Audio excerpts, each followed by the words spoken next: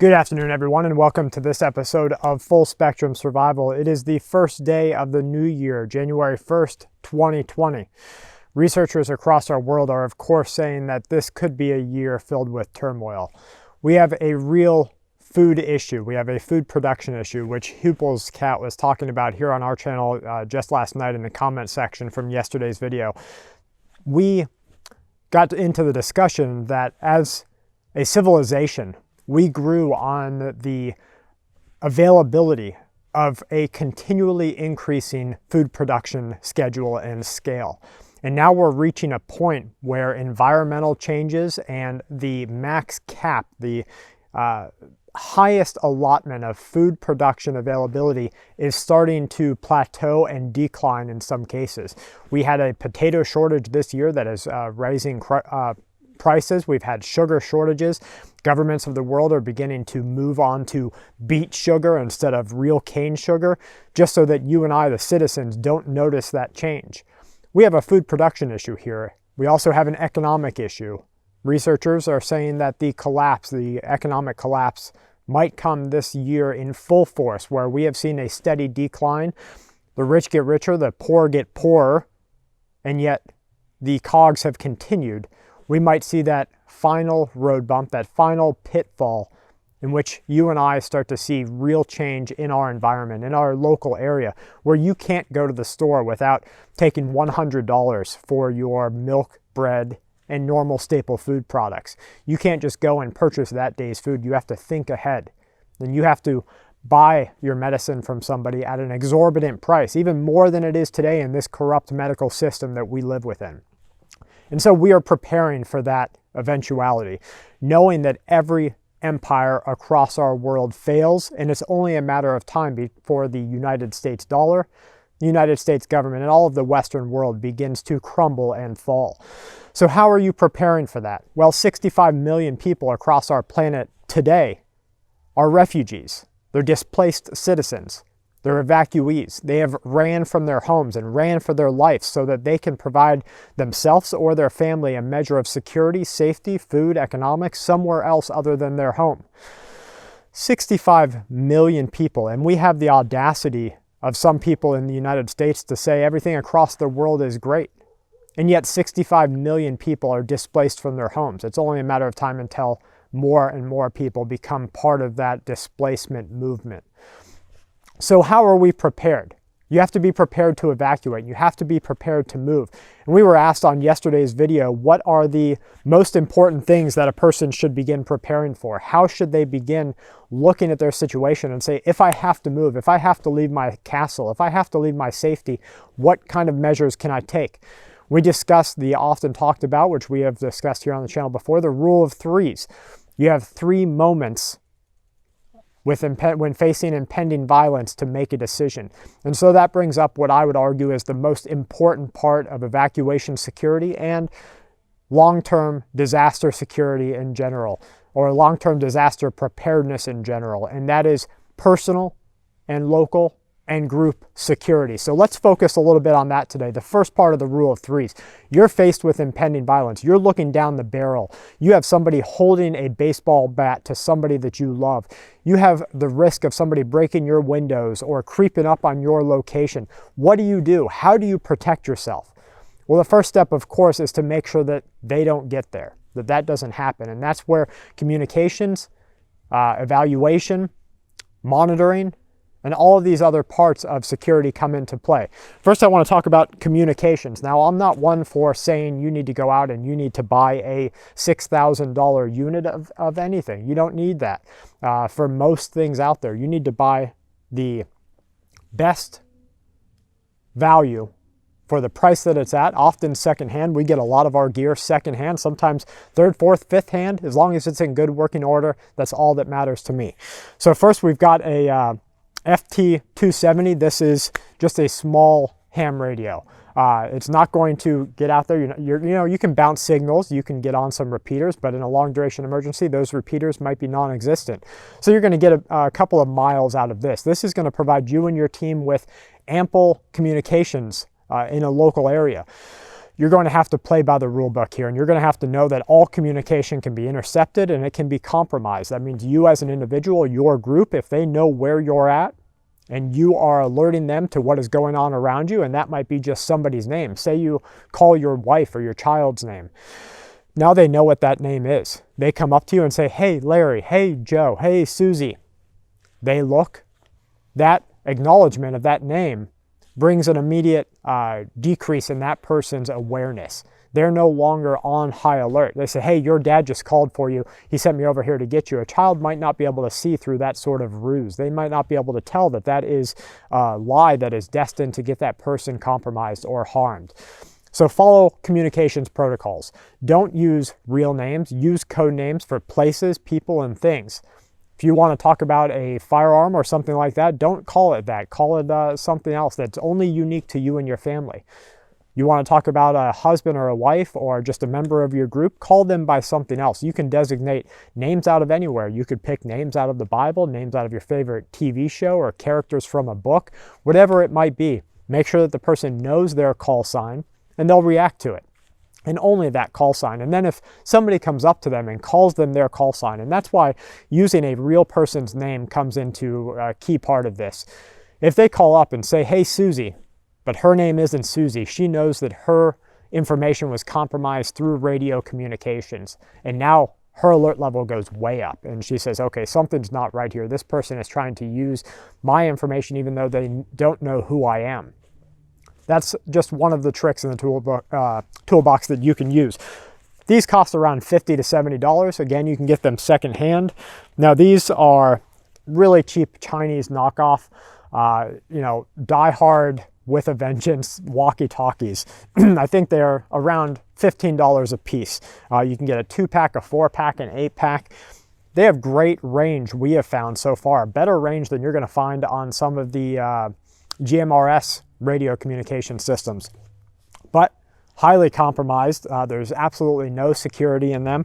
They don't fit into the charging station very well. It will alert you. It'll tell you what channel you're on, that you're turning the power on, and it'll also tell you when the battery's low. So for the price, if you don't have the money to take that step up, just get something like this. It's called Arc Shell AR6. I'll put a link in the description box. So communications. What about your early entry or your early visitor warning systems? You have tripwires set out. In our recent short film, The Feast, we discussed and we talked about making a tripwire and how that can be used for hunting or how it can be used as a force multiplier. If you don't know what a force multiplier is, that means that you're taking the single person that sets that up and using a tool that increases that person's availability on their security watch, or no matter where they're at. I mean, a force multiplier can be used anywhere. It can be used in the kitchen, no matter what you do. But use force multipliers to your advantage. Set things up so that you don't have to be there. So set up a tripwire. It can be a bell alarm system. It could be tin cans. It could be a little bit more lethal. Of course, in times of peace like we're in right now, if you set up a tripwire that's lethal or sublethal, you're going to big boy jail for quite a long time. And that's even on your own property, because most laws in the West have very strict regulations against setting up any sort of trap that can be used to harm an individual. Now you can use leg hold traps and foot hold traps, and you can adapt animal traps so that they can be used against larger predators. And they're just an animal trap, but you have to make sure that you're in the right in current times of peace to use those. When the rule of law goes away, all bets are off. Everything available to you is on the table. Keep you and your family as safe as possible. So next we've got radio communications like this. Well, what are you going to do to recharge them? We've been testing out a couple of different solar recharging systems.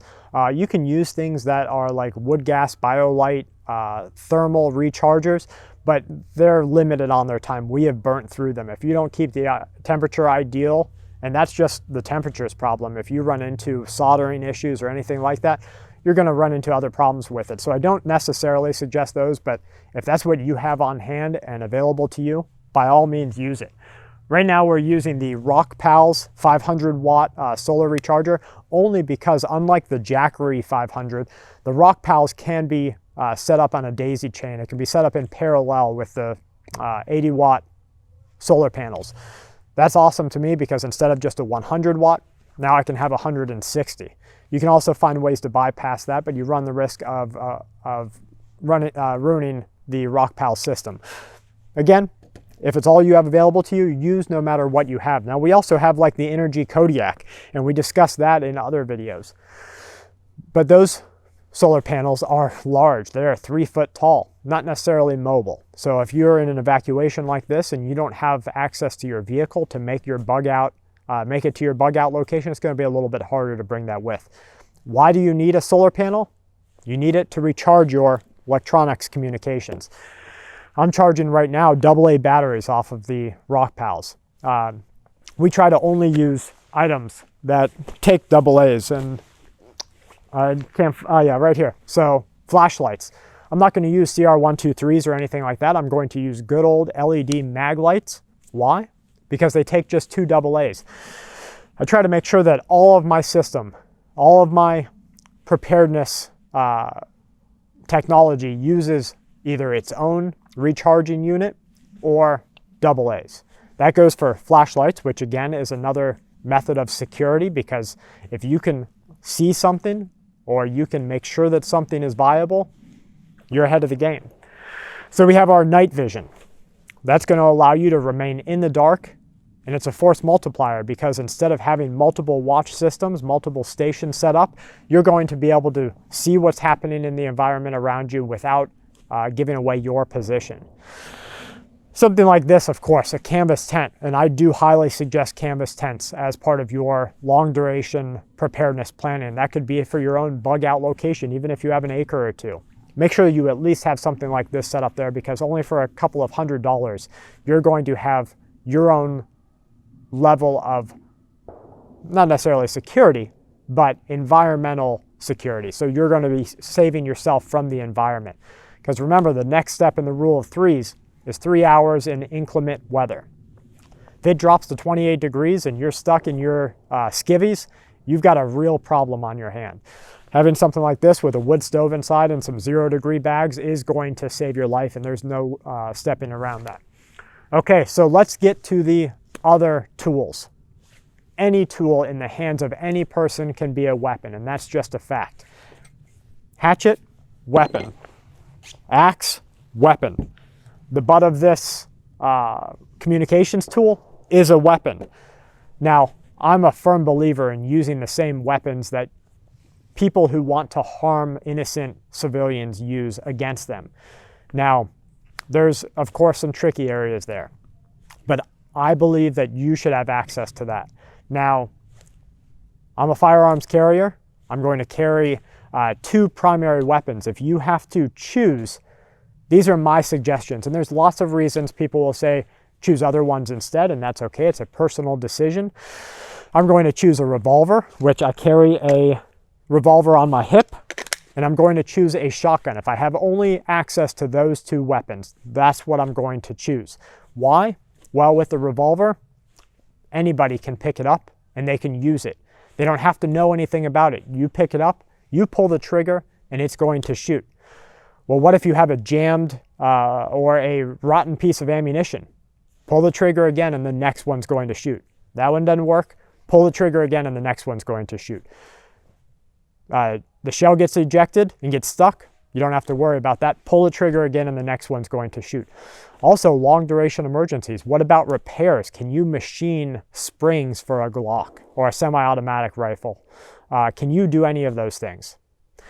I can't, at least not in my current situation. So instead of relying on the fact that I'm going to have backups in place or salvaging from other systems, you can machine a fix for a revolver. It's metal and wood. In many cases, it's just metal. It can be ran as just metal. It uses a very simple system, and I believe that that can save lives. But again, it's up to each individual, and I wouldn't suggest you give up a tool that you have to go find another one. But if that's all you have, please use it. Why a shotgun? Very similar motives there. You pull the trigger, eject the shell, and go again. Rinse and repeat over and over again. One doesn't fire, eject the shell and go again. Pump that shotgun. Not only does a shotgun give a very distinct sound to it that every person knows, not criminals alone, every single person. You cock a gun in the middle of the night, only a criminal or only somebody who is attuned to that is going to know that that's what that sound was. You pump the shotgun, they know a whole bunch of bullets are coming their way. And so that gives a certain advantage to you as an individual. Now, of course, noise gives disadvantages as well, but a wife or husband who isn't a firearms advocate can pick that up and use it. Somebody who's in distress can pick it up and use it. That's the reason that I pick these two particular tools. What about something concealable? Well, you can use something like what I call a domer. I know that's not the particular term for it, but a small 22. That small 22 is going to fit in a very concealed location. Accuracy isn't great. After about 10 yards, you start dropping some accuracy because that barrel is just so short. The longer the barrel, the more accurate of a weapon, of a tool that you're going to have. About 10 yards, it's got decent accuracy, especially if you're trained with it and you know what it does. Closer, even more so. Last statistic I saw on 22s was that there were more lethal 22 both accidents and purposeful shots. So there were more lethal 22 interactions than any other caliber in the United States. One is because of its availability. 38, 22, 12 gauge. 38, 22, 12 gauge, both those are readily available. Long duration emergencies, you are going to find more of them. You can go to the store today on a very tight budget and pick up a pack or two. I think it's a good choice. You want to also be able to reach out and touch hunting, anything that you're hunting. So you need a scoped rifle, and that gets into a whole nother area that we can discuss in another video if you're looking for information on that. If not, you can email me, fullspectrumsurvival@gmail.com, and we'll touch on it there. So you've got communications. You can talk amongst your group members or your neighbor and say, hey, I think I heard something over there. Hey, I saw something in the west. West is really the east. Hey, I wanted to tell you goodnight. You never say I wanted to tell you goodnight, but that alerts them that somebody's there. Use your radio communications to your advantage. Cheap or a little bit more expensive. You've got the ability to see in the dark, a higher ability to see in the dark with some night vision or thermal gear.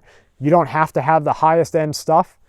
Beware though, if you are illuminating your area with infrared to see on the $100, $200 units, anyone else with night vision is going to pick that up and it's going to alert them that you're there. And then they might have superior gear over you and they might use that to their advantage. You've got your hardened tools, and remember, anything can be a tool for personal security and personal safety. Now, Bear Grylls got a lot of heat for this weapon because it's bright orange and it's not the best made. I don't even think they make it anymore, but I have put this through so much hurt that I don't carry it every day, but if I'm down at the campsite, I'm going to keep it there. Then you've got your ability to reach out and actually protect yourself using the same tools that people who are wishing to do violence upon innocent civilians will use against them. Don't forget about your tripwires and other options. Guys, please, if you notice something for security, what are you going to do for your canvas tent? Say you want to use this particular canvas tent. Do you want it to be seen? Well, you're going to need to camouflage it. You're going to need to either spray paint it, which of course has its own hazards. You do affect the canvas when you spray paint it. You can tarp over it, tarp the side of it, create a camouflage sort of box around it using the environment. You can put it only in a dense area. As soon as you use that wood stove, you're going to start alerting to people that there is a fire there and they're going to come looking. But you need that wood stove. So being able to survey your area and set a watch, use early detection devices, see at night, that's where those parts come into play. Don't let anyone discourage you. People around our world have been surviving disasters for thousands and thousands of years. And it's not always the most prepared. It's not the fittest individual. It's not the youngest, person right out of the army, the Roman Empire's army. Doesn't matter what it is. Old people, young people, disabled people, intelligent people, and less so, have all been surviving disasters for centuries, and you can too, and I can too.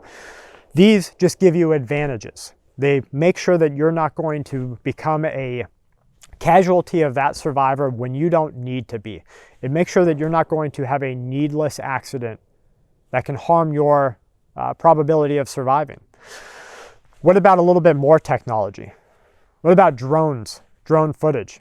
I can send a drone up, and it doesn't matter whether it's a $75 drone with a camera on it, a $399 drone like the Mavic Mini that just came out, which I do suggest. I mean, I'll show you some footage here from the Mavic Mini.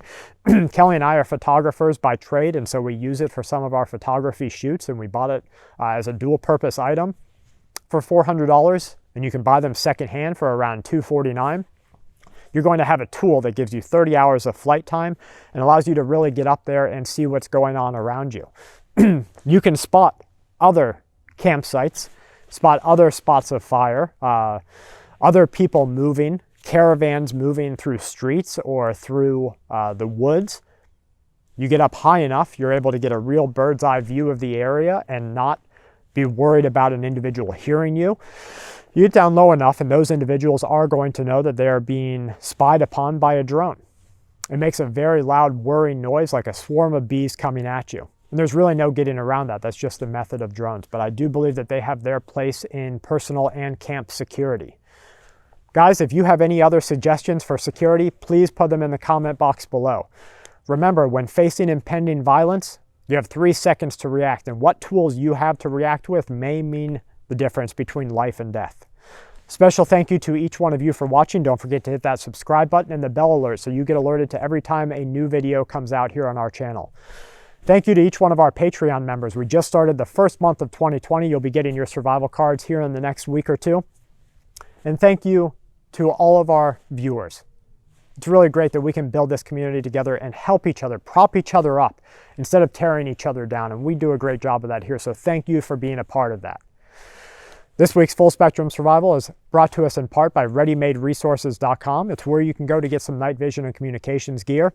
Again, I'm going to leave some links down in the description box below. And Berkey Filters, USABerkeyFilters.com. Use them and use the code FSS10. You'll get 10% off of your entire order. We'll be showing you our Berkey here on our campsite as our sole in-camp means of purifying water. As well as Core Essentials, where you can go to find tactical firearm belts and tools that you can use in today's world to make sure that you're safer for tomorrow's. Thank you guys each for being here.